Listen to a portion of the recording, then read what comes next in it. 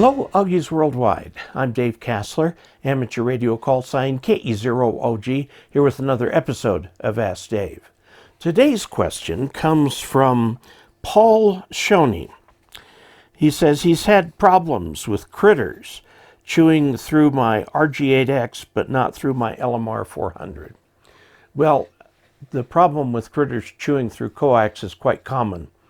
And they'll happily chew not just the black plastic off, but they'll chew all the way through, and to the point where they can completely ring a coax, leaving just the center conductor, or going further than that, just chomping all the way through the thing, especially if the center is a stranded wire.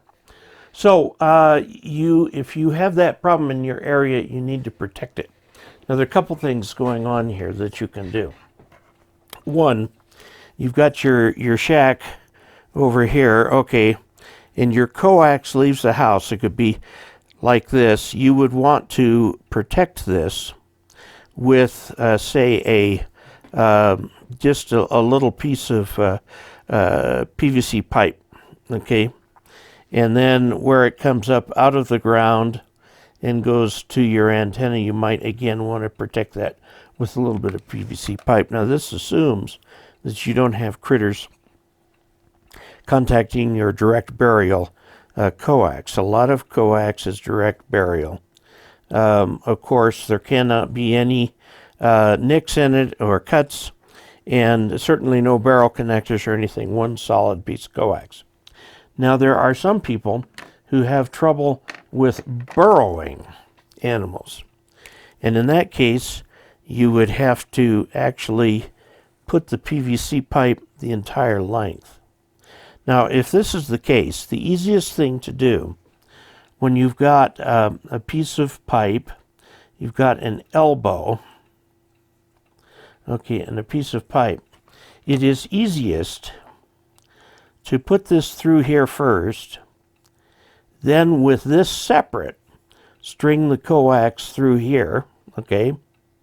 And then kind of squeeze that on there. You don't have to tape it or anything. This is going to fill with water regardless. And then put it through here and then hook this on here. So from the end. That way you've got a complete arrangement here, and it will keep the vermin from getting into your coax. Now, one thing you can do, since these tend to fill with water, is drill holes every few inches in the bottom of the pipe. Obviously, you won't get under it and drill up, but drill it before you do that. That way, water that accumulates in here has a place to go down.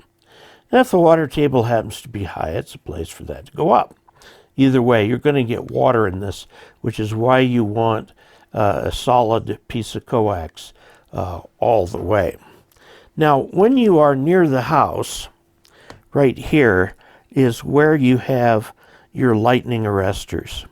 So you've got a ground rod. Let's put the ground rod in red. You've got a ground rod right here.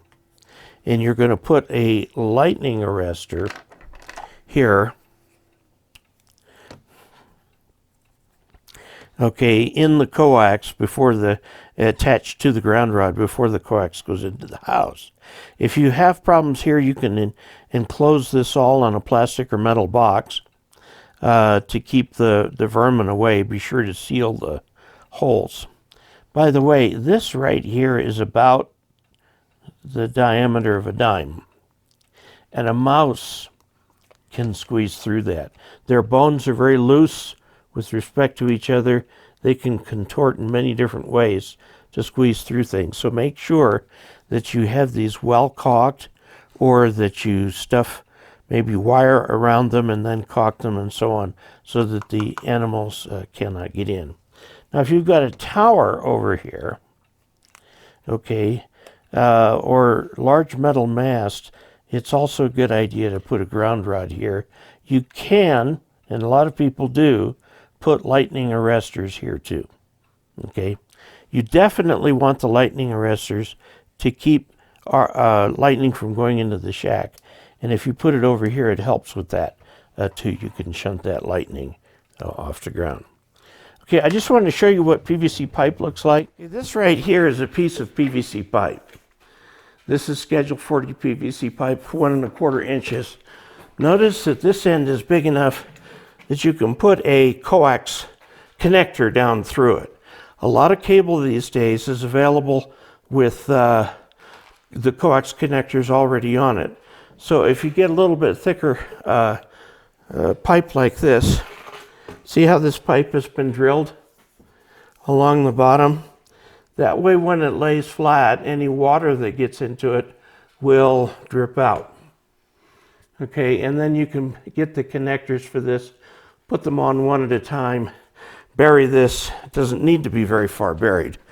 And that will help keep the critters away from your coax. Okay, so there you have it. We've talked about how to protect your coax from vermin, different ways you can do it, how you need to make sure that you have your lightning arresters in there too, and showed you a piece of coax. If you have watched this video so far, I encourage you to subscribe. It tells YouTube that this is a good channel. And also please click the bell, click like, and share. Also, if you'd like to help to support this channel financially, go to patreon.com/KE0OG, and it'll show you a great way to do it. Until we next meet, 73.